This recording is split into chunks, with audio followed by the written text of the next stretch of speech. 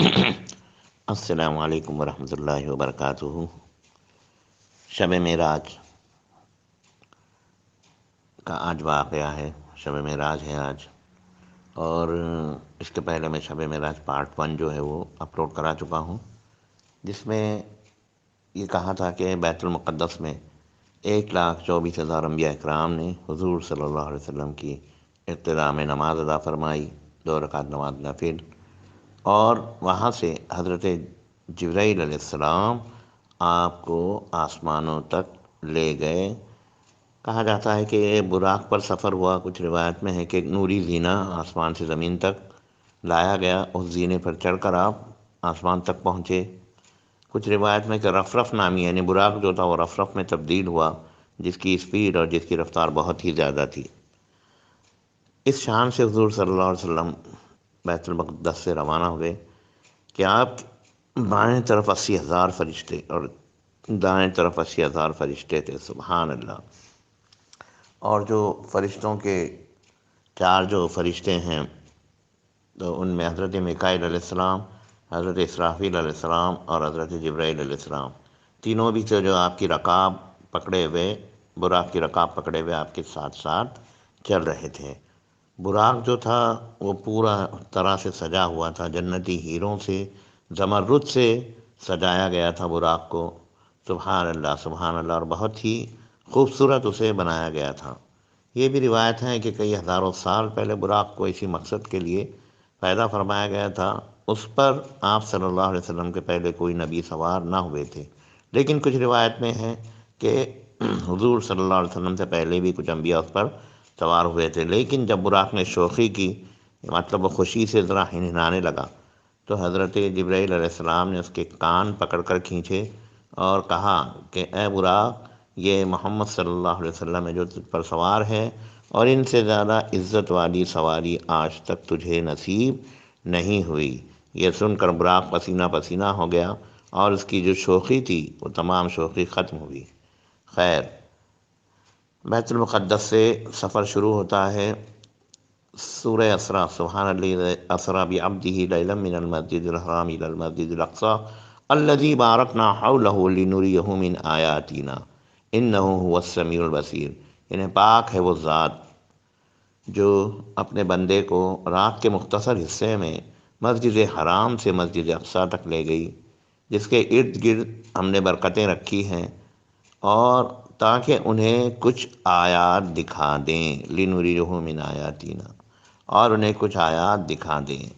تو یہ اتنا جو مختصر صلی اللہ لفظ ہے، لنریہ من آیاتنا، آیات سے متعلق اللہ تعالیٰ کی نشانیاں ہیں، تو اللہ تعالیٰ فرماتا ہے کہ میں انہیں، یعنی اللہ عز و جل انہیں، حضور صلی اللہ علیہ وسلم کو، جنہیں عبدہ فرمایا گیا ہے، اپنے بندے کو مسجد حرام سے مسجد اقصی تک مختصر سے وقت میں، رات کے مختصر سے وقت میں لے گئے، اور جو برکت والی جگہ ہے مسجد اقصی یعنی بیت المقدس، اور تاکہ انہیں کچھ اپنی آیات دکھائی جائیں۔ تو اس کے بعد کے سفر کا یہ اشارہ ہے، بیت المقدس سے آسمانوں تک کا جو سفر ہے، لنریہ من آیاتنا میں اس پر اشارہ ہے۔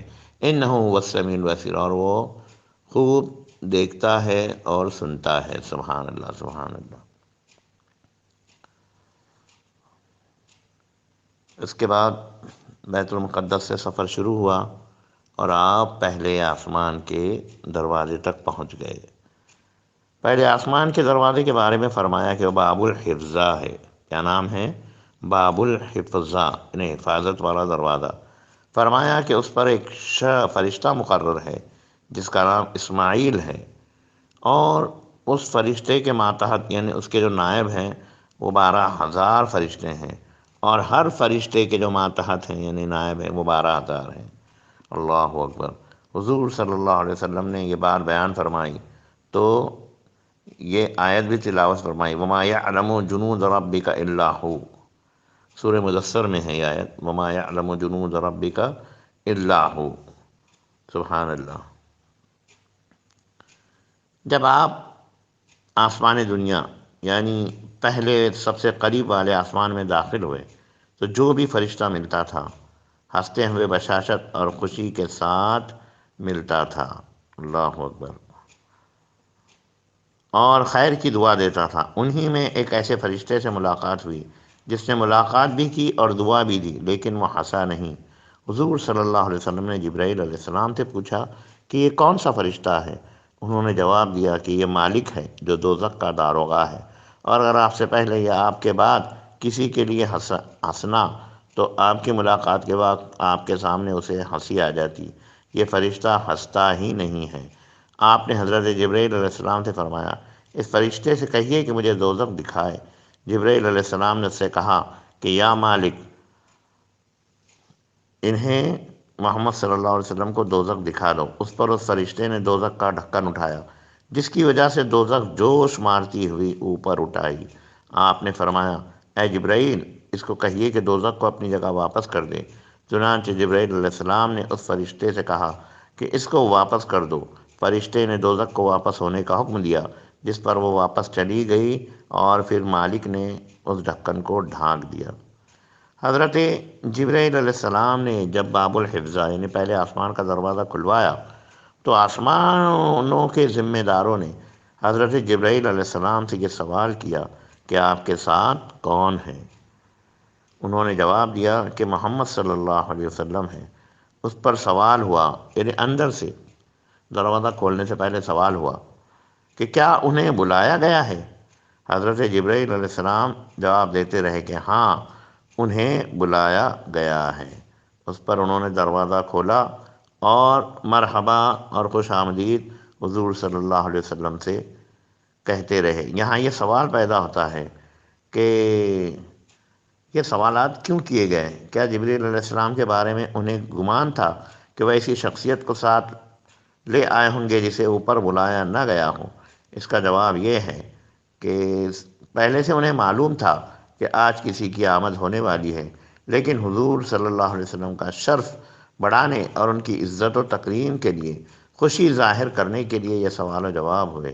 اور اس میں حکمت یہ بھی تھی کہ نبی اکرم صلی اللہ علیہ وسلم کو پتہ چل جائے کہ آپ کا اس میں گرامی آسمانوں پر معروف ہے، سب آپ کو پہچانتے ہیں۔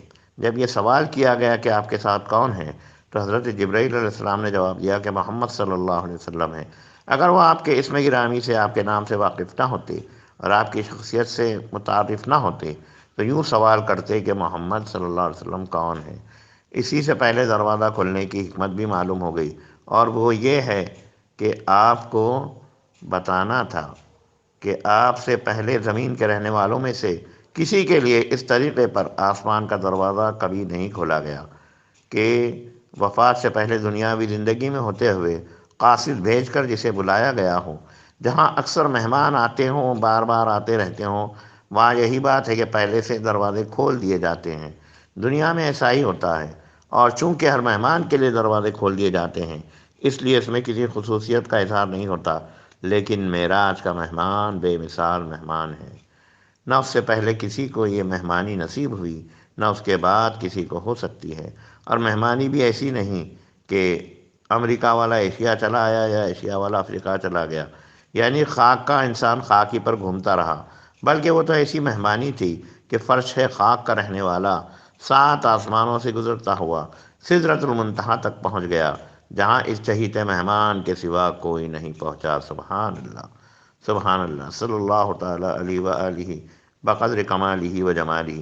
چونکہ انسانوں میں سے کوئی وہاں نہیں جاتا اور وہاں کی راہ متبذل نہیں ہے، اس لیے حکمت کا تقاضا یہ ہوا کہ ہر آسمان کا دروازہ آمد پر کھولا جائے، تاکہ وہاں کے شائقین اور وہاں کے رہنے والوں کو معزز مہمان کا مرتبہ معلوم ہوتا چلا جائے، اور یہ جان لے کہ کوئی ایسی ہستی ہے جس کو بغیر درخواست کے بلایا گیا ہے، اور جس کے لیے آج وہ دروازے کھولے جا رہے ہیں جو کبھی کسی کے لیے نہیں کھولے گئے۔ در حقیقت یہ اعزاز اس اعزاز سے زیادہ ہے کہ پہلے سے دروازے کھلے رہیں جو دوسروں کے لیے بھی کھلے رہے ہوں۔ جو ہی کوئی دروازہ کھٹکھٹایا گیا، اس آسمان کے رہنے والے متوجہ ہوتے گئے اور یہ سمجھتے گئے کہ کسی اہم شخصیت کی آمد ہے، اور پھر جبرائیل علیہ السلام سے سوالوں جواب ہوئے، اور اس سے حاضرین کو، یعنی آسمانوں پر جو موجود انبیاء اکرام وغیرہ تھے، ان کو تعارف اور تشخص حاصل ہو گیا۔ پہلے سب نے مہمان کا نام سنا، پھر حضور صلی اللہ علیہ وسلم کی زیارت کی۔ مہمان کی آمد کے بعد جو تعارف حاضرین سے کرایا جاتا ہے وہ دروازہ کھٹکھٹانے اور حضرت جبرائیل علیہ السلام کے نام دریافت کرنے سے حاصل ہو گیا، اور چونکہ بارگاہ رب العالمین کے حاضری کے لیے سفر تھا اور فرشتوں کی زیارت یا فرشتوں کو زیارت کرانا کوئی مقصد اعلیٰ نہ تھا، اس لیے ہر جگہ قیام کرنے کا موقع نہیں تھا۔ آسمانوں کے ساکنین وہاں پر رہنے والے متوجہ ہوتے رہے، حضور صلی اللہ علیہ وسلم کی زیارت کرتے رہے اور آپ آگے بڑھتے رہے۔ دنیا میں استقبال کے لیے کمیٹی کے افراد کو پہلے سے جمع کرنا پڑتا ہے، کیونکہ دنیا کے وسائل کے پیش نظر اچانک سب کا حاضر ہونا مشکل ہوتا ہے۔ لامحالہ پہلے سے آنے کی کوشش کرتے ہیں تاکہ وقت نکل نہ جائے، لیکن عالم بالا کے ساکنین کو وہ قوت حاصل ہے کہ آنے واحد میں ہزاروں میل کا سفر کر کے جمع ہو سکتے ہیں۔ جیسے ہی دروازہ کھٹکھٹایا گیا، بھنک پڑی، سب کے سب حاضر ہو گئے۔ دروازہ کھولتے وقت سب متوجہ ہیں کہ کون ذی شان عالی مقام تشریف لا رہا ہے۔ سبحان اللہ۔ صحیح مسلم میں ایک حدیث شریف ہے کہ بیت المقدس ہی میں ایک برتن میں شراب اور ایک برتن میں دودھ پیش کیا گیا، ایک برتن میں شہد پیش کیا گیا۔ اس کے راوی حضرت انس بن مالک رضی اللہ تعالیٰ عنہ ہیں۔ اور عالم بالا میں سدرۃ المنتہا کے قریب پینے کی چیزیں پیش کی گئی۔ ایک حدیث شریف میں یہ ہے، اس میں بھی یہ ہے کہ حضور صلی اللہ علیہ وسلم نے دودھ لے لیا، اور حضرت امام بخاری کی روایت میں ہے کہ بیت المعمور سامنے کیے جانے کے بعد ایک برتن میں شراب، ایک برتن میں دودھ، ایک برتن میں شہد پیش کیا گیا۔ بیت المقدس میں بھی پینے کے لیے چیزیں پیش کی گئی، عالم بالا میں بھی پیش کی گئی، اس میں کوئی منافات نہیں ہے۔ دوبارہ پیش کیے جانے میں عقلاً کوئی ایسی بات نہیں ہے جس کا انکار کیا جائے۔ صحیح بخاری میں ایک چیز یعنی شہد کا ذکر زیادہ ہے، اس میں بھی کوئی اشکال کی بات نہیں۔ ہر جگہ یہیں پر ہے کہ حضور صلی اللہ علیہ وسلم نے دودھ قبول فرمایا۔ سبحان اللہ۔ اور حضرت جبرائیل علیہ السلام نے عرض کی کہ یا رسول اللہ، یہی دین ہے، یہی فطرت ہے، اور اسلام بھی اسی فطرت پر ہے۔ سبحان اللہ، سبحان اللہ۔ روایت حدیث میں سدرۃ المنتہا کے تعلق سے ہے کہ سدرۃ المنتہا کیا ہے۔ لفظ سدرہ عربی زبان میں بیر کو کہتے ہیں۔ منتہا کا معنی ہے انتہا ہونے کی جگہ، یعنی ایک دم آخری کلائمیکس۔ اس درخت کا یہ نام کیوں رکھا گیا، اس کے بارے میں صحیح مسلم میں ہے کہ حضور صلی اللہ علیہ وسلم نے ارشاد فرمایا کہ اوپر سے یعنی اللہ تعالیٰ کی طرف سے جو احکامات نازل ہوتے ہیں وہ اسی پر منتہا ہو جاتے ہیں، یعنی وہیں پر وہ ختم ہو جاتے ہیں، وہیں ٹھہر جاتے ہیں، اور جو بندوں کے اعمال نیچے سے اوپر جاتے ہیں وہ بھی وہاں جا کر ٹھہر جاتے ہیں۔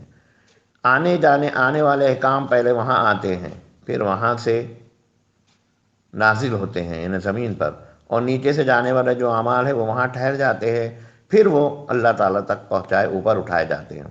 پہلے گزر چکا ہے کہ رسول اللہ صلی اللہ علیہ وسلم نے فرمایا کہ اس پر جو چیزیں چھائی ہوئی تھی ان کی وجہ سے جو اس کا حسن تھا اسے اللہ کے مخلوق میں سے کوئی بھی شخص بیان نہیں کر سکتا۔ یعنی سدرۃ المنتہا پر جو بڑے بڑے پتے تھے، یعنی اتنے بڑے پتے تھے اس بیری کے درخت کے کہ جیسے ہاتھی کے کان ہوتے اتنے بڑے بڑے پتے تھے، اور اس کے جو پھل تھے وہ مٹکوں کی طرح سے بڑے بڑے تھے۔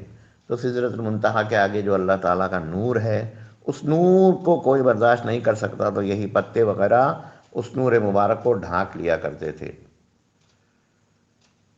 حضور صلی اللہ علیہ وسلم نے فرمایا کہ سدرہ پر سونے کے پروانے چھائے ہوئے تھے۔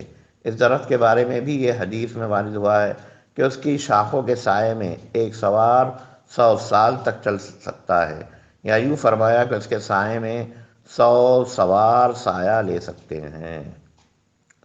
سبحان اللہ، سبحان اللہ۔ حضرت انبیاء اکرام علیہ السلام اپنی قبروں میں زندہ ہیں۔ حضور پر نور کا انبیاء اکرام کا بیت المقدس میں اور آسمانوں میں دیکھنا، اس سے یا تو ان کے ارواح مبارکہ کو دیکھنا مراد ہے، یا پھر یہ مراد ہے کہ اجسام انصریہ کے ساتھ اللہ تعالیٰ نے انہیں ان کے اجسام میں ان کی ارواح کو ڈال دیا تھا، کہ حضور کے اعزاز و اکرام کے لیے انبیاء اکرام کو اجسام انصریہ کے مسجد اقصیٰ اور آسمانوں میں مدعو کیا گیا، چونکہ حضرات انبیاء اکرام اپنے قبور میں جسموں کے ساتھ زندہ ہیں، جیسا کہ حضور صلی اللہ علیہ وسلم نے ارشاد فرمایا۔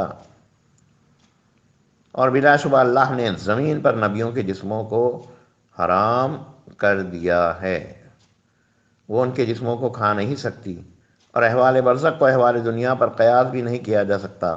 اسی لیے حضور صلی اللہ علیہ وسلم نے حضرت موسیٰ علیہ السلام کو ان کی قبر میں نماز پڑھتے ہوئے دیکھا۔ جب پہلے آسمان پر حضور صلی اللہ علیہ وسلم داخل ہوئے باب الحفظہ سے، اس وقت پہلے آسمان میں آپ کی ملاقات حضرت آدم علیہ السلام سے ہوئی۔ سبحان اللہ! یعنی پہلے تو یہ سوال ہوتا ہے کہ بیت المقدس میں آپ نے تمام انبیاء اکرام کو نماز پڑھائی، اس کے بعد آپ براق پر تشریف فرما ہوئے اور فرشتوں کے جھرمٹ میں آسمان کی طرف روانہ ہوئے، تو ہم یہ سوچیں گے کہ جب انبیاء اکرام نیچے بیت المقدس میں تھے تو پھر آسمانوں پر اپنے اپنے مقام تک کیسے پہنچ گئے؟ تو یہ اس کا یہی جواب ہے کہ ان کی ارواح جو تھی وہ فوراً حضور صلی اللہ علیہ وسلم سے پہلے ہی ان کے استقبال کے لیے آسمانوں تک پہنچ گئی۔ تو پہلے آسمان پر حضرت آدم علیہ السلام سے ملاقات ہوئی، وہ اس لیے کہ حضرت آدم علیہ السلام سب سے پہلے ابو البشر ہیں، تمام انسانوں کے والد ہیں، اور سب سے پہلے نبی ہیں اللہ تعالیٰ کے۔ تو پھر حضور صلی اللہ علیہ وسلم اوپر تشریف لے جاتے رہے۔ حضرت آدم علیہ السلام نے آپ کو مرحبا فرمایا اور فرمایا کہ مرحبا میرے بیٹے اور صالح نبی۔ سبحان اللہ! کیا فرمایا؟ مرحبا میرے بیٹے اور صالح نبی۔ پہلے آسمان پر حضرت آدم علیہ السلام سے ملاقات کی ہم یہی توجہ پیش کر سکتے ہیں کہ چونکہ وہ پہلے انسان ہیں اور پہلے رسول ہیں، پہلے نبی ہیں، اس لیے سب سے پہلے حضرت آدم علیہ السلام سے آپ کی ملاقات کرائی گئی۔ حضرت دوسرے آسمان پر حضرت عیسیٰ علیہ السلام اور حضرت یحییٰ علیہ السلام سے ملاقات ہوئی۔ اس میں یہ حکمت ہے کہ ہجرت کے بعد شروع ہی میں یہودی دشمنی کریں گے اور ان کی سرکشی بڑھتی چلی جائیں گی اور آپ کو تکلیف پہنچانے کے ارادے کرتے رہیں گے، جیسا کہ انہوں نے حضرت عیسیٰ علیہ السلام اور حضرت یحییٰ علیہ السلام کے ساتھ کیا تھا، اور ان کو حضرت یحییٰ علیہ السلام کو قتل کیا تھا، عیسیٰ علیہ السلام کو قتل کرنے کی کوشش کی تھی، لیکن اللہ تعالیٰ نے انہیں آسمانوں پر اٹھا لیا۔ تیسرے آسمان میں حضرت یوسف علیہ السلام سے ملاقات ہوئی۔ اس میں یہ حکمت ہے کہ جس طرح یوسف علیہ السلام کے بھائیوں نے ان کے ساتھ زیادتی کی، اور اس طرح آپ کے جو قریشی بھائی ہے، جو آپ کا قریش کا قبیلہ ہے مکہ مکرمہ میں، وہ بھی آپ کے ساتھ زیادتی کرے گا، آپ پر ظلم کرے گا، اور جنگ کرنے کے لیے دارالہجرت میں پہنچیں گے، یعنی مدینہ منورہ پہنچیں گے۔ جس طرح حضرت یوسف علیہ السلام مصر پہنچے اور مصر میں جا کر آپ کو بادشاہت ملی، اسی طرح حضور صلی اللہ علیہ وسلم کو بھی یہ نعمت حاصل ہوگی، اور مدینہ منورہ سے آپ تمام کائنات کے روحانی بادشاہ بھی ہوں گے اور اسلامی حکومت کے سربراہ بھی ہوں گے۔ چنانچہ مکہ معظمہ فتح ہوا، اور آپ کی زبان مبارک سے قریش مکہ کے لیے وہی بات نکلی جو یوسف علیہ السلام نے اپنے بھائیوں سے کہی تھی، لا تثریب علیکم اليوم۔ چوتھے آسمان میں پھر حضرت ادریس علیہ السلام سے ملاقات ہوئی۔ ان کے تذکرے میں قرآن مجید میں فرمایا ہے وَرَفَعْنَاهُ مَكَانًا عَلِيًّا۔ ان کی ملاقات میں اس طرف اشارہ تھا کہ آپ کو بھی اللہ تعالیٰ نے سب سے بڑا بلند مرتبہ عطا فرمایا ہے۔ پانچویں آسمان میں حضرت ہارون علیہ السلام سے آپ کی ملاقات ہوئی۔ اس میں بتایا گیا کہ جیسے حضرت ہارون علیہ السلام کو ان کی قوم نے اذیت دی، تکلیف دی بنی اسرائیل نے، پھر وہ اپنی قوم میں محبوب ہو گئے، اسی طرح اپنی قوم کی ایذاؤں کے تکلیفوں کے بعد حضور صلی اللہ علیہ وسلم بھی محبوب ہو جائیں گے۔ سبحان اللہ! چھٹے آسمان میں حضرت موسیٰ علیہ السلام سے ملاقات ہوئی۔ ان کی ملاقات میں اس طرف اشارہ تھا کہ جیسے بنی اسرائیل نے ان کو ستایا، اس طرح کے واقعات آپ کو بھی پیش آئیں گے۔ اس کو رسول اللہ صلی اللہ علیہ وسلم نے ایک موقع پر یوں ارشاد فرمایا، لقد اوذی موسیٰ اکثر من ھذا فصیر۔ ساتویں آسمان میں حضرت ابراہیم علیہ السلام سے ملاقات ہوئی۔ وہ بیت المعمور سے ٹیک لگائے ہوئے تھے۔ اس میں یہ بتایا کہ آپ کی آخری عمر میں آپ کو مناسک حج کا موقع دیا جائے گا، آپ کے ذریعے بیت اللہ کی تعظیم قائم ہوگی۔ حضرت ابراہیم علیہ السلام سے سب سے آخر میں ملاقات ہوئی، انہوں نے کعبہ شریف بنایا تھا اور عالم بالا میں بیت المعمور سے ٹیک لگائے ہوئے تھے، جو کعبہ شریف کے محاذات میں سے ہے۔ یہاں زمین پر بنی آدم کعبہ شریف کا طواف کرتے ہیں اور وہاں روزانہ فرشتے بیت المعمور میں داخل ہوتے ہیں۔ یہ لطیف مناسبت ہے۔ بیت المعمور جو ہے وہ فرشتوں کا قبلہ ہے، آسمانوں پر، ساتویں آسمان پر ہے۔ روایت ہے کہ مکہ معظمہ میں جہاں پر ہمارا قبلہ ہے اس کی بالکل سیدھ میں آسمان پر فرشتوں کا قبلہ ہے۔ یہ قبلہ نورانی ہے، بیت المعمور اسے کہتے ہیں۔ 27 پارے میں اس کا سورۃ طور میں ذکر ہے، اور یہ روایت ہے بلکہ حقیقت ہے کہ 70,000 فرشتے حضرت جبرائیل علیہ السلام نے بیت المعمور کے تعلق سے حضور صلی اللہ علیہ وسلم کو بتایا کہ یا رسول اللہ، یہ بیت المعمور ہے، فرشتوں کا قبلہ ہے، یہاں پر روزانہ 70,000 فرشتے طواف کے لیے حاضر ہوتے ہیں آسمان پر، اور ایک بار جو فرشتہ نماز کے لیے طواف کے لیے حاضر ہوا دوبارہ اس کا موقع نہیں آتا۔ اللہ اکبر، اللہ اکبر۔ ذرا تصور کیجئے کہ فرشتوں کی جو تعداد ہے وہ ہمارے دماغ سے، ہمارے ذہن سے وہ تعداد باہر ہے۔ ہم سوچ بھی نہیں سکتے کہ فرشتوں کا جو کعبہ ہے وہاں پر کتنے فرشتے نازل ہوتے ہوں گے، کتنے فرشتے طواف کرتے ہوں گے۔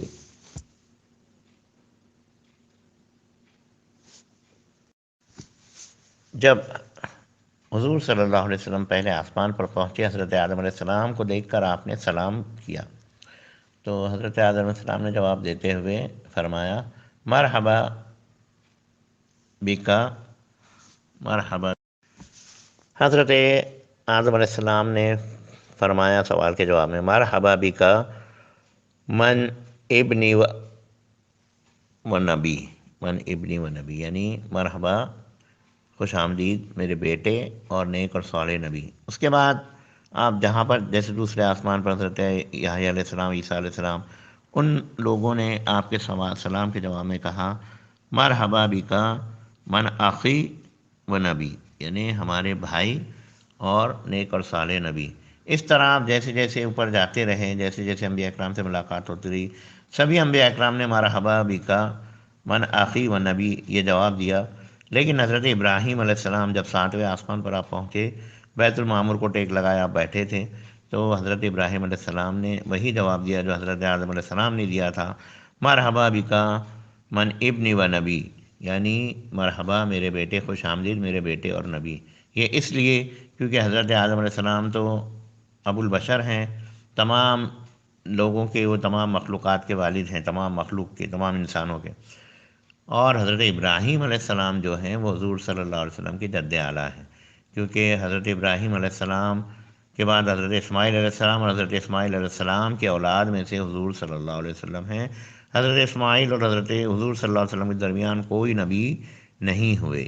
حضرت ابراہیم علیہ السلام کے اولاد میں حضرت اسماعیل علیہ السلام سے صرف حضور صلی اللہ علیہ وسلم نبی ہوئے، اور جو بنی اسرائیل تھے وہ حضرت اسحاق علیہ السلام جو آپ کی دوسری بیوی سے تھے، ان کی اولاد سے بنی اسرائیل پیدا ہوئے۔ تو اس لیے صرف حضرت ابراہیم علیہ السلام اور حضرت آدم علیہ السلام نے آپ کو مرحبا ہمارے بیٹے اور مرحبا یا نبی کہا۔ سبحان اللہ، سبحان اللہ۔ 7ویں آسمان کے بعد حضرت جبرائیل علیہ السلام آپ کو اور آگے لے گئے، وہاں پر سدرۃ المنتہا تھا، جیسا کہ میں نے بتایا بیری کا ایک درخت ہے جو چاروں طرف سے نور میں گھرا ہوا ہے، اور اس کے جو بیر ہیں وہ ہجر کے مٹکوں کے برابر ہے۔ ہجر ایک شہر تھا جہاں کے مٹکے بڑے بڑے بڑے زیادہ ہوتے تھے، اور اس کے پتے ہاتھی کے کانوں کے برابر ہیں۔ سدرۃ المنتہا کی جڑ میں حضور صلی اللہ علیہ وسلم کو 4 نہریں نظر آئی، 2 باطنی تھی مطلب چھپی ہوئی، اور 2 ظاہری تھی جو ظاہر تھی۔ حضور صلی اللہ علیہ وسلم نے جبرائیل علیہ السلام سے دریافت فرمایا، انہوں نے بتایا کہ باطنی تو نہریں جنت کی نہریں ہیں، ہو سکتا ہے کہ سلسبیل سے نکلی ہوئی نہریں ہوں، کوثر اور تسنیم ہوں، اور ظاہری جو 2 نہریں تھیں وہ فرات، دریائے فرات اور نیل تھی۔ اللہ اکبر۔ دریائے فرات اور دریائے نیل کا پانی آسمانوں پر سدرۃ المنتہا کی جڑ میں ہونا بڑا ہی ایک حیرت انگیز امر ہے، لیکن اللہ کے لیے کیا چیز ناممکن ہے۔ ہو سکتا ہے کہ فرات اور نیل یعنی ریور نائل جو زمین پر بہتے، ایک ایجپٹ میں ہے، ایک عراق میں ہے فرات، تو ان پر آسمانوں سے جو بارش کا پانی برستا ہے، تو اس بارش کے پانی میں جو فرات میں اور نیل میں شامل ہوتا کیا جاتا ہے، تو اس پانی کو سدرۃ المنتہا کی جڑ سے ان بادلوں میں لایا جاتا ہو، اور ان بادلوں کی جو برسات ہے وہ فرات میں اور نیل میں ہوتی ہو۔ سبحان اللہ، سبحان اللہ۔ اس کے بعد حضور صلی اللہ علیہ وسلم سدرہ کے آگے بڑے، روایت ہے کہ سدرہ میں کے آگے جانے سے حضرت جبرائیل علیہ السلام نے منع فرما دیا۔ آپ نے عرض کی کہ یا رسول اللہ صلی اللہ علیہ وسلم، اس کے آگے اگر میں جاؤں تو اللہ تعالیٰ کے نور کے جلال سے میرے پر جل جائیں گے، اور یہی میری حد ہے، یہی میری بارڈر ہے، اس کے آگے آپ تنہا تشریف لے جائیں۔ تو حضرت جبرائیل علیہ السلام وہاں پر رک گئے سدرۃ المنتہا پہ، اور سدرۃ المنتہا سے حضور صلی اللہ علیہ وسلم تنہا تشریف لے گئے اللہ تعالیٰ کے نور کی طرف۔ سبحان اللہ، سبحان اللہ، سبحان اللہ۔ قرآن پاک میں سورہ نجم میں ذکر مبارک ہے معراج کا، تسلسل سے کچھ آیات ہیں شروع سے، تو اس میں ہے کہ ثم دنا فتدلی فکان قاب قوسین او ادنا، یعنی جلوہ قریب آیا، اور قریب اور قریب، یہاں تک کہ 2 کمانوں سے کم فاصلہ رہ گیا۔ سبحان اللہ، سبحان اللہ۔ اب آپ 2 کمانیں امیجن کر سکتے ہیں کہ 2 کمانیں کتنی، دونوں کا فاصلہ کتنا کم ہے، یعنی بالکل حضور صلی اللہ علیہ وسلم نے بیداری کی حالت میں اپنے سر کی آنکھوں سے دیدار الہی کا، نور انوار الہی کا دیدار کیا۔ سبحان اللہ۔ اس میں بعض لوگ بہت اختلافات کرتے ہیں اور کہتے ہیں کہ یہ عالم خواب میں ہوا، اس طرح ہوا، اس طرح ہوا۔ استغفر اللہ، معاذ اللہ، یہ بالکل درست نہیں ہے۔ اس کے تعلق سے کئی احادیث ہیں بخاری شریف میں، ایک طویل حدیث ہے حضور صلی اللہ علیہ وسلم کی زبان مبارک سے کہ کس طرح معراج کے سفر میں حضور صلی اللہ علیہ وسلم نے اللہ تعالیٰ کا دیدار مبارک کیا۔ اور سورہ نجم میں جو 27 پارے میں ہے، اس میں بھی یہ واضح ہے کہ حضور صلی اللہ علیہ وسلم نے اپنی سر کی آنکھوں سے اللہ تعالیٰ کے انوار کا مشاہدہ فرمایا، یہاں تک کہ فکان قاب قوسین او ادنا، یعنی 2 قوسین جو ہوتے ہیں، تو 2 قوسین سے بھی کم فاصلہ رہ گیا تھا۔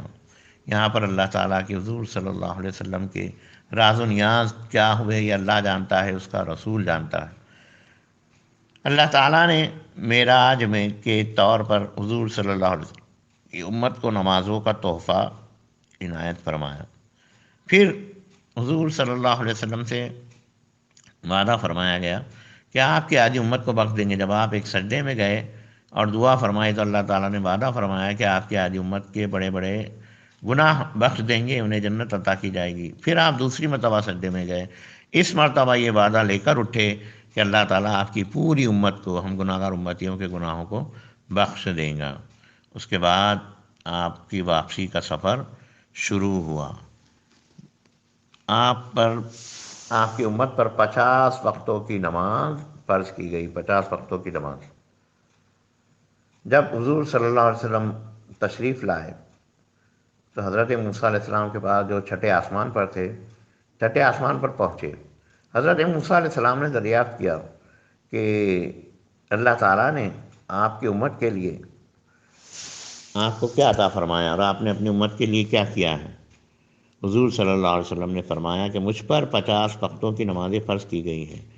حضرت موسیٰ علیہ السلام نے کہا کہ میں لوگوں کو آپ سے زیادہ جانتا ہوں، بنی اسرائیل کے ساتھ میں نے بڑی محنت کی ہے، وہ لوگ مقرر کردہ نمازوں کا اہتمام نہ کر سکے، بلا شبہ آپ کی امت کو اتنی نمازیں پڑھنے کی طاقت نہیں ہوگی، جائیے اور اپنے رب سے تخفیف کا یعنی کمی کا سوال کیجیے۔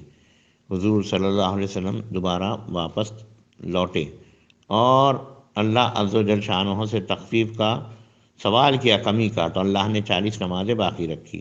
موسیٰ علیہ السلام نے پھر وہی بات کہی، پھر واپس لوٹے، اللہ تعالیٰ سے نمازوں کی تخفیف کا سوال کیا، تو اب 30 وقتوں کی نمازیں باقی رہ گئیں۔ موسیٰ علیہ السلام نے پھر آپ کو واپس جانے پر مجبور کیا کہ آپ کی امت 30 وقتوں کی نماز نہیں پڑھ پائے گی۔ پھر 20 نمازیں کی گئی۔ موسیٰ علیہ السلام نے اسی طرح کی بات کہی، درخواست کرنے پر اللہ تعالیٰ کی طرف سے 10 نمازیں رہ گئی۔ پھر حضرت موسیٰ علیہ السلام کے پاس آئے، پھر حضرت موسیٰ علیہ السلام نے وہی بات کہی اور آپ پھر واپس گئے، اور اللہ تعالیٰ نے 5 نمازیں دن بھر میں باقی رہنے دی۔ حضور صلی اللہ علیہ وسلم 5 نمازوں کا تحفہ لے کر جب واپس تشریف لائے تو حضرت موسیٰ علیہ السلام نے عرض کی کہ آپ کی امت 5 وقت کی نماز بھی نہیں پڑھ سکتی، پھر واپس جائیے۔ لیکن حضور صلی اللہ علیہ وسلم نے فرمایا کہ اب مجھے حیا آتی ہے کہ میں 5 نمازوں میں سے بھی کم کرا لوں۔ اللہ اکبر۔ اس پر اللہ تعالیٰ کی طرف سے یہ ندا دی گئی کہ میں نے اپنے فریضے کا حکم باقی رکھا اور اپنے بندوں سے تخفیف کر دی، اور میں ایک نیکی کا بدلہ 10 بنا کر دیتا ہوں، لہٰذا جو 5 وقت کی نمازیں پڑھے گا اسے میں 50 وقتوں کی نمازوں کا ثواب عطا فرماؤں گا۔ سبحان اللہ، سبحان اللہ۔ تو نماز جو ہے معراج کا تحفہ ہے۔ نماز کی پابندی کیجیے اور غفلت سے بچیے، سستی سے بچیے۔ یہ جو روایت ہے صحیح بخاری میں صفحہ نمبر 455 پر ہے۔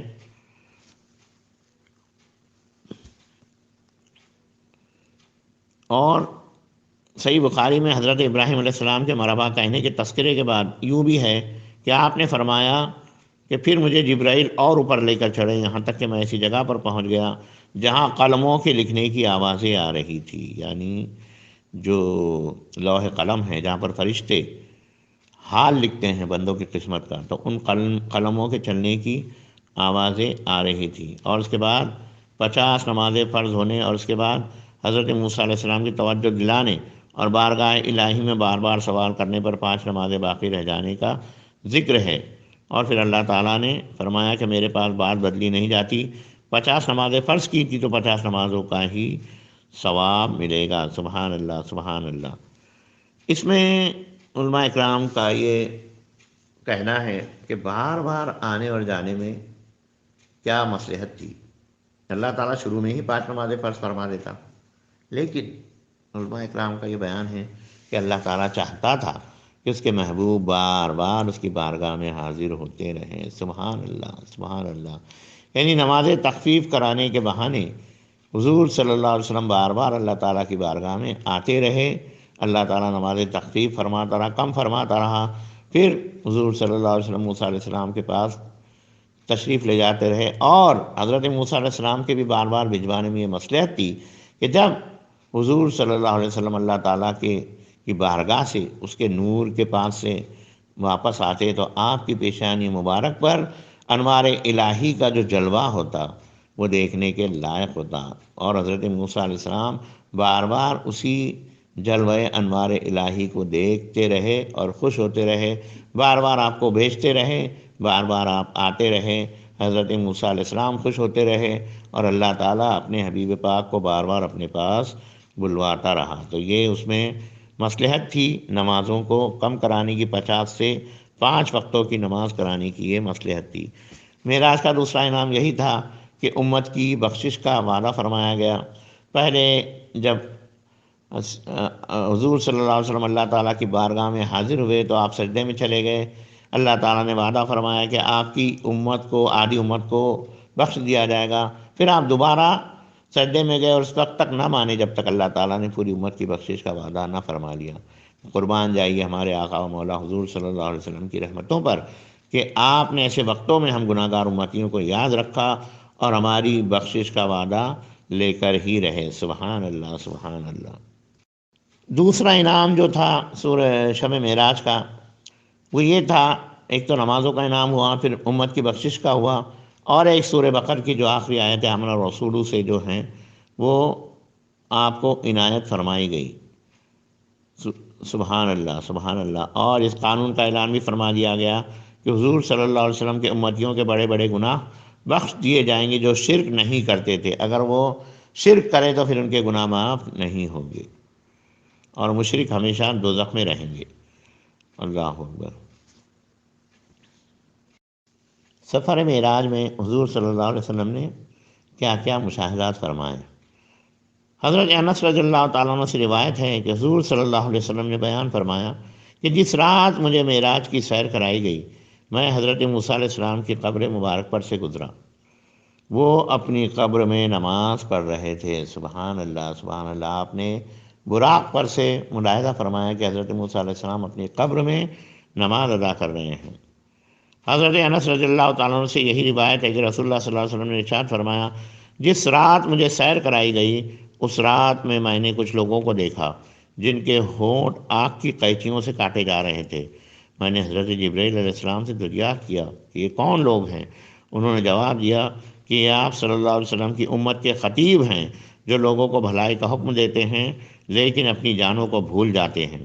اور ایک روایت میں ہے کہ آپ کی امت کے وہ خطیب ہیں جو وہ باتیں کہتے ہیں جن پر خود عمل نہیں کرتے، اللہ کی کتاب پڑھتے ہیں اور عمل نہیں کرتے۔ اللہ اکبر۔ اس لیے کسی کو اگر نصیحت کرنا ہو تو پہلے یہ دیکھ لو کہ آپ اس چیز پر عمل کرتے ہو یا نہیں۔ اگر آپ عمل نہیں کرتے تو پہلے خود عمل کیجئے، اس کے بعد لوگوں کو نصیحت کیجئے۔ حضرت انس رضی اللہ تعالیٰ عنہ سے روایت ہے کہ حضور صلی اللہ علیہ وسلم نے ارشاد فرمایا کہ جس رات مجھے معراج کرائی گئی، میں ایسے لوگوں پر گزرا جن کے تانبے کے ناخن تھے، وہ اپنے چہروں اور سینوں کو چھیل رہے تھے۔ میں نے کہا، اے جبرائیل، یہ کون لوگ ہیں؟ انہوں نے جواب دیا کہ وہ لوگ ہیں جو لوگوں کے گوشت کھاتے ہیں، یعنی ان کی غیبت کرتے ہیں اور ان کی بے آبروئی کرنے میں، بے عزتی کرنے میں پڑے رہتے ہیں۔ یہ ابو داؤد اور مشکات کی بھی حدیث شریف ہے۔ اللہ اکبر اللہ اکبر۔ دیکھیے کہ غیبت کرنے کا انجام کیا ہے۔ لوگ اپنے سینوں کو ناخنوں سے، جو تانبے کے ناخن تھے، ان سے چھیل رہے تھے، چہروں کو چھیل رہے تھے۔ تو یہ وہ لوگ تھے جو غیبت میں مصروف رہتے ہیں۔ اللہ ہمیں معاف فرمائے، غیبتوں سے ہمیں بچائے۔ استغفر اللہ معاذ اللہ۔ آج کی سوسائٹی میں کوئی ایسا نظر نہیں آتا جو غیبت سے محفوظ نہیں ہے۔ ضروری ہے کہ ہم غیبت سے کنارہ کش ہو جائے، توبہ کر لیں اور غیبت کرنا چھوڑ دیں۔ حضرت ابو ہریرہ رضی اللہ تعالیٰ عنہ سے روایت ہے کہ حضور صلی اللہ علیہ وسلم نے ارشاد فرمایا کہ معراج کی رات میں ایسے لوگوں پر گزرا جن کے پیٹ اتنے بڑے بڑے تھے جیسے انسانوں کے رہنے کے گھر ہوتے ہیں۔ ان میں سانپ تھے جو باہر سے ان کے پیٹوں میں نظر آ رہے تھے۔ میں نے کہا کہ اے جبرائیل، یہ کون لوگ ہیں؟ جبرائیل علیہ السلام نے عرض کی کہ یہ سود کھانے والے لوگ ہیں۔ اللہ، کتنا بڑا گناہ ہے کہ بڑے بڑے پیٹ جس میں سانپ بھرے ہوئے تھے۔ استغفر اللہ معاذ اللہ۔ حضرت عبداللہ ابن مسعود رضی اللہ تعالیٰ عنہ سے روایت ہے کہ حضور صلی اللہ علیہ وسلم نے معراج کے سفر میں پیش آنے والی جو باتیں بیان فرمائی، ان میں ایک یہ بات بھی تھی کہ آپ فرشتوں کی جس جماعت پر بھی گزرے، انہوں نے کہا کہ یا رسول اللہ، آپ اپنی امت کو حجامت یعنی پوچھنے لگانے کا حکم دیجیے۔ یہ کیا ہے؟ جسے حجامہ کہتے ہیں ہم لوگ آج، اور یہ بڑا مشہور ہو رہا ہے۔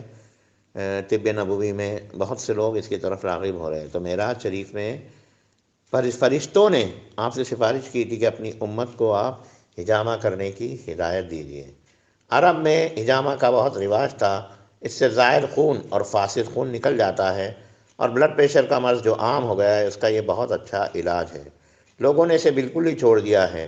حضور صلی اللہ علیہ وسلم اپنے سر میں اور اپنے مونڈوں کے درمیان، ان دونوں کندھوں کے درمیان حجامہ فرمایا کرتے تھے۔ سبحان اللہ سبحان اللہ۔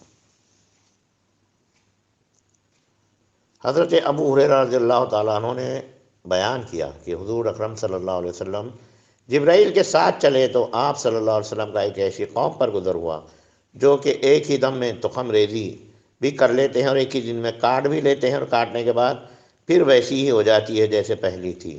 آپ نے جبرائیل علیہ السلام سے دریافت فرمایا کہ یہ کون لوگ ہیں؟ جبرائیل علیہ السلام نے فرمایا کہ لوگ اللہ کی راہ میں جہاد کرنے والے ہیں، ان کی ایک نیکی 700 گناہ تک بڑھا دی جاتی ہے، اور وہ لوگ جو کچھ بھی خرچ کرتے ہیں اللہ تعالیٰ نے اس کا بدل انہیں عطا فرماتا ہے۔ یعنی وہ ایک ہی روز میں بیج بوتے تھے، ایک ہی روز میں فصل تیار ہوتی تھی، ایک ہی روز میں وہ کاٹ بھی لیتے تھے اور پھر دوبارہ سے وہ فصل بوتے تھے۔ تو یہ مجاہدین تھے جو اللہ کی راہ میں لڑتے ہیں۔ پھر حضور صلی اللہ علیہ وسلم کا ایک اور قوم پر گزر ہوا جن کے سر پتھروں سے کچلے جا رہے تھے، کچلے جانے کے بعد پھر ویسے ہی ہو جاتے جیسے پہلے تھے۔ اسی طرح یہ سلسلہ جاری رہتا تھا کہ آپ پر پھر پتھر کچلے جاتے، ان لوگوں پر پھر پتھر کچلے جاتے۔ آپ صلی اللہ علیہ وسلم نے پوچھا یہ کون لوگ ہیں؟ جبرائیل علیہ السلام نے فرمایا، عرض کیا کہ یہ وہ لوگ ہیں جو نماز سے کاہلی کرنے والے ہیں، سوتے ہوئے رہ جاتے ہیں۔ اللہ اکبر! نماز سے سستی کرنے کا انجام دیکھیے کہ ایسے لوگوں کے سر پتھروں سے کچلے جا رہے تھے اور پھر وہ دوبارہ اپنے سے ثابت ہوتے، پھر پتھروں سے کچلے جاتے، اور یہی سلسلہ جاری رہتا۔ خدا را ہوش میں آئیے، نماز اپنے وقت پر پڑھیے، خاص کر فجر کی نماز، جو کہ الصلاۃ خیر من النوم، نماز نیند سے بہتر ہے۔ یہ اللہ تعالیٰ فرما رہا ہے، اللہ تعالیٰ کا ارشاد ہے، حکم دے رہا ہے۔ مؤذن ندا لگاتا ہے لیکن ہم اپنے بستروں میں سوتے پڑے رہ جاتے ہیں۔ آپ خود بھی پڑھیے، اپنے بچوں کو عادت ڈالیے 5 وقت کی نماز پڑھنے کی۔ پھر ایک اور قوم پر گزر ہوا جن کی شرمگاہوں پر آگے اور پیچھے چیتھڑے لپٹے ہوئے ہیں اور اونٹ اور بیل کی طرح چرتے ہیں، اور زقوم یعنی کانٹے دار جو درخت ہے جو دوزخ کا ہوتا ہے، اور خبیث اور سخت اور جہنم کے پتھر کھا رہے ہیں۔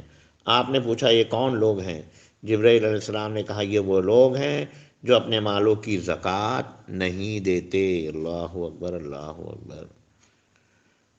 پھر آپ کا ایک ایسی قوم پر گزر ہوا جن کے سامنے ایک ہانڈی میں پکا ہوا گوشت ہے، ایک ہانڈی میں کچا اور سڑا ہوا گوشت ہے۔ یہ لوگ سڑا ہوا گوشت کھاتے ہیں اور پکا ہوا طیب پاک گوشت نہیں کھاتے۔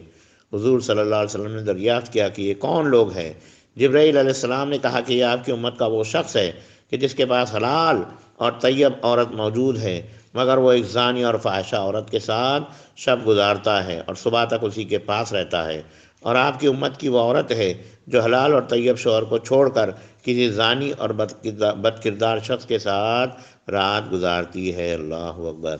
پھر ایک شخص پر آپ کا گزر ہوا جس کے پاس لکڑیوں کا بہت بڑا گٹھرا ہے، وہ اسے اٹھا نہیں سکتا لیکن اور زیادہ بڑھانا چاہتا ہے۔ حضور صلی اللہ علیہ وسلم نے دریافت فرمایا کہ یہ کون ہے؟ جبرائیل علیہ السلام نے بتایا کہ یہ وہ شخص ہے جس کے پاس لوگوں کی امانتیں ہیں، ان کی ادائیگی کی طاقت نہیں رکھتا اور مزید امانتوں کا بوجھ اپنے سر لینے کو تیار ہے۔ اس کے بعد ایک ایسے سوراخ پر گزر ہوا جو بہت چھوٹا سا تھا، ان میں سے ایک بڑا بیل نکلا۔ بیل چاہتا ہے کہ جہاں سے نکلا ہے پھر اسی میں داخل ہو جائے۔ آپ نے سوال فرمایا کہ کون ہے؟ جبرائیل علیہ السلام نے کہا کہ یہ وہ شخص ہے جو کوئی بڑا کلمہ کہہ دیتا ہے جو گناہ کا کلمہ ہوتا ہے، اس پر وہ نادم ہوتا ہے اور چاہتا ہے کہ اس کو واپس کر دے، لیکن وہ اس کی طاقت نہیں رکھتا، اس لیے کچھ کہنے سے پہلے 1000 مرتبہ سوچنا چاہیے۔ پھر حضور صلی اللہ علیہ وسلم ایک ایسی وادی پر پہنچے جہاں خوب اچھی خوشبو آ رہی تھی اور مشک کی خوشبو تھی اور آواز بھی بہت خوشگوار آ رہی تھی۔ حضور صلی اللہ علیہ وسلم نے فرمایا یہ کیا ہے؟ جبرائیل علیہ السلام نے کہا کہ یہ جنت کی آواز ہے، وہ کہہ رہی ہے کہ اے میرے رب، جو لوگ میرے اندر رہنے والے ہیں وہ لائیے اور اپنا وعدہ پورا فرمائیے۔ سبحان اللہ! جنت جنتیوں کو پکار رہی ہے، سبحان اللہ۔ اس کے بعد ایک اور وادی پر گزر ہوا، وہاں صوت منکر یعنی ایسی آواز سنی جو بہت ناگوار اور کرخت تھی۔ آپ نے دریافت فرمایا یہ کیا ہے؟ جبرائیل علیہ السلام نے جواب دیا کہ یہ جہنم ہے، دوزخ ہے۔ یہ اللہ تعالیٰ کی بارگاہ میں عرض کر رہی ہے کہ جو لوگ میرے اندر رہنے والے ہیں ان کو لے کر آئیے اور اپنا وعدہ پورا فرمائیے۔ اللہ اکبر! اللہ تعالیٰ ہمیں نار جہنم سے محفوظ رکھے۔ موطا امام مالک میں روایت یحییٰ بن سعید نے نقل کی ہے کہ جس رات حضور صلی اللہ علیہ وسلم کو سیر کرائی گئی معراج شریف میں، تو آپ نے جنات میں سے ایک عفریت کو دیکھا جو آگ کا شعلہ لیے ہوئے آپ کا پیچھا کر رہا تھا۔ آپ جب بھی دائیں بائیں التفات فرماتے وہ نظر پڑ جاتا تھا۔ جبرائیل علیہ السلام نے عرض کیا کیا میں آپ کو ایسے کلمات نہ بتا دوں کہ ان کو آپ پڑھ لیں گے تو اس کا شعلہ بجھ جائے گا اور یہ اپنے منہ کے بل گر پڑے گا؟ آپ نے فرمایا کہ ہاں بتا دو۔ اس پر جبرائیل علیہ السلام نے کہا کہ یہ کلمات پڑھے، اعوذ بوجہ اللہ الکریم و بکلمات اللہ التامات الا فی لا یحاوزہن۔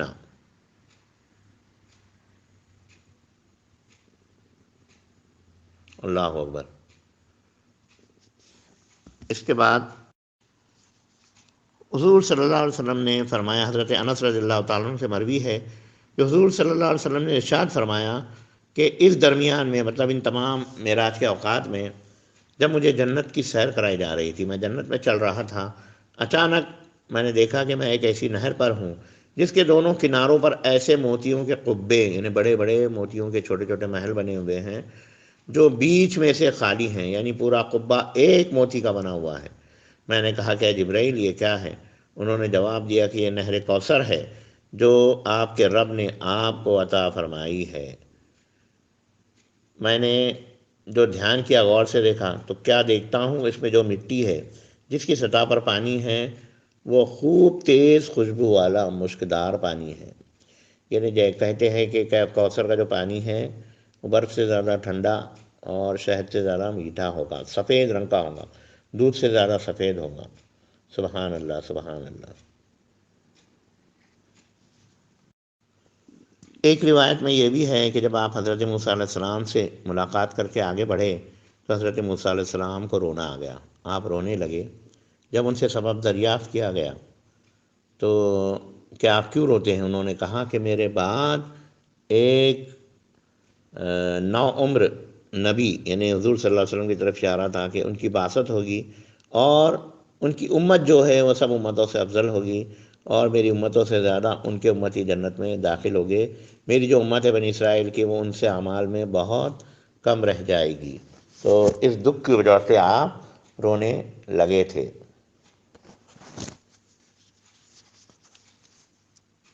علماء اکرام کا کہنا ہے کہ آپ کا رونا اور یہ کہنا کہ ان کی امت کے لوگ میری امت کے بنسبت زیادہ جنت میں داخل ہوں گے بطور حسد کے نہیں تھا، بلکہ بطور افسوس کے تھا، اور افسوس اس بات کا تھا کہ میری امت میں مخالفت اور نافرمانی زیادہ تھی، جس کی وجہ سے بنی اسرائیل کا ثواب کم ہوا، اور اس کی وجہ سے حضرت موسیٰ علیہ السلام کا ثواب بھی کم ہوا، کیونکہ امت جس قدر بھی عمل کرتی تھی اس کا ثواب اس کے نبی کو ہی ملتا تھا۔ یہ اللہ تعالیٰ کا قانون ہے۔ اللہ اکبر۔ اور اس نسبت سے حضور صلی اللہ علیہ وسلم کا ثواب تو بہت زیادہ ہے، کیونکہ آپ کی امت میں فرما برداری کی شان بہت زیادہ ہے۔ عبادت، طاعت، ذکر، تلاوت، حج، تصنیف، تعلیم، جہاد، تعلیم تبلیغ میں یہ امت ہر امت سے بہت آگے ہے۔ سبحان اللہ، سبحان اللہ، سبحان اللہ۔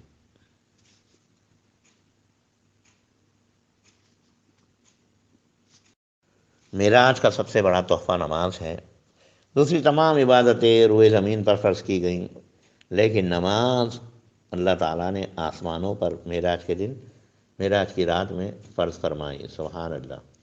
چونکہ یہ اللہ تعالیٰ شانہ کے دربار کی حاضری ہے، نماز میں جب آدمی نمازی کھڑا ہوتا ہے تو اللہ کے دربار میں حضور میں حاضر ہوتا ہے، اس لیے نماز کے لیے وہ آداب ہیں جو دوسری عبادتوں کے لیے لازم نہیں کیے گئے۔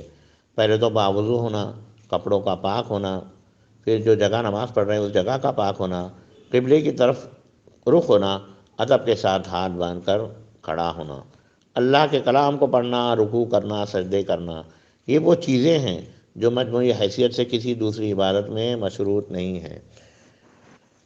پھر نمازی ہر دو رکعت کے بعد تشہد پڑھتا ہے جو التحیات اللہ سے شروع ہوتا ہے۔ بعض شرح حدیث نے فرمایا کہ تشہد میں انہی الفاظ کا اعادہ ہے جو شب معراج میں ادا کیے گئے تھے۔ حاضری کے وقت حضور صلی اللہ علیہ وسلم نے تحیت یعنی تعریف پیش کرتے ہوئے عرض کی، التحیات للہ والصلوات والطیبات۔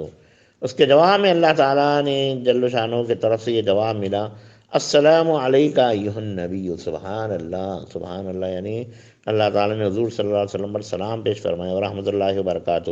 یہ سن کر حضور صلی اللہ علیہ وسلم نے پھر عرض کی، السلام علینا وعلی عباد اللہ الصالحین۔ حضرت جبرائیل علیہ السلام نے فوراً تحید اور رسالت کی گواہی دے دی، اور اشہد ان لا الہ الا اللہ واشہد ان محمد عبدہ ورسولہ۔ تو اس طرح جو عطیات تھی جو حضرت جبرائیل علیہ السلام حضور صلی اللہ علیہ وسلم کو لے کر حاضر ہوئے تھے، تو حضور صلی اللہ علیہ وسلم نے عطیات للہ والصلوات والطیبات اللہ تعالیٰ کی جناب میں یہ تحیت کے الفاظ ادا فرمائے۔ تب حضور اللہ تعالیٰ نے السلام علیکہ ایھا النبی، یعنی اے نبی تم پر سلام پیش کیا، ورحمۃ اللہ وبرکاتہ۔ پھر حضور صلی اللہ علیہ وسلم نے اس کا جواب یہ دیا، السلام علینا وعلی عباد اللہ الصالحین۔ اور حضرت جبرائیل علیہ السلام نے عطیات یعنی تشہد کا خاتمہ یوں فرمایا، اشہد ان لا الہ الا اللہ واشہد ان محمدا عبدہ ورسولہ۔ اس لیے کہ یہ پوری تعلیم جو ہے تشہد کی وہ ہمیں آسمانوں پر دی گئی ہے۔ سبحان اللہ، سبحان اللہ۔ اسی لیے تو نماز کے اتنے آداب ہیں، ادھر ادھر دیکھنے سے اللہ تعالیٰ نے منع فرمایا ہے، نماز پڑھتے ہوئے انگلیوں میں انگلیاں ڈالنے کی ممانعت فرمائی ہے، کھانے کا تقاضا ہوتے ہوئے اور حوائج ضروریہ کا تقاضا ہوتے ہوئے نماز پڑھنے سے منع فرمایا ہے، کیونکہ یہ چیزیں توجہ ہٹانے والی ہیں، ان کی وجہ سے خشوع اور خضوع اللہ تعالیٰ کی جناب میں باقی نہیں رہتا، دربار کی حاضری کے شان کے یہ خلاف ہے۔ سبحان اللہ۔ حضور صلی اللہ علیہ وسلم نے ارشاد فرمایا کہ جب بندہ نماز میں ہو تو برابر اللہ تعالیٰ کی توجہ اس کی طرف رہتی ہے جب تک کہ بندہ خود اپنی توجہ نہ ہٹا لے، جب بندہ توجہ ہٹا لیتا ہے تو اللہ تعالیٰ کی بھی اس پر توجہ نہیں رہتی۔ حضرت ابو ذر رضی اللہ عنہ سے روایت ہے کہ حضور صلی اللہ علیہ وسلم نے ارشاد فرمایا اگر تم میں سے کوئی شخص نماز کے لیے کھڑا ہو تو کنکریوں کو نہ چھوئے، کیونکہ اس کی طرف رحمت متوجہ ہوتی ہے۔ سبحان اللہ، سبحان اللہ۔ تو یہ تھا تذکرہ معراج، اور انشاءاللہ جو کل کا درس ہوگا اس میں معراج کے بعد پیش آنے والے جو حالات، جب آپ مکہ معظمہ تشریف لائے تو لوگوں نے کیا کیا کہا اور آپ نے اس کے کیسے کیسے جوابات عنایت فرمائے، تو اس کے تعلق سے درس ہوگا۔ شب معراج آپ سب کو مبارک ہو۔ شب معراج کی عبادات کیجئے، کھل کر دل سے عبادات کیجئے، اور یہ موقع نہ کھوئیے، پتہ نہیں اگلے سال ہم ہوں نہ ہوں، تو یہ جو شب معراج ہے دل کھول کر اس میں عبادت کیجئے، اپنے گناہوں سے معافی مانگیے، استغفار پڑھیے، اور چونکہ معراج کا تحفہ نماز ہے اس لیے زیادہ سے زیادہ نوافل ادا کیجئے۔ السلام علیکم ورحمۃ اللہ وبرکاتہ۔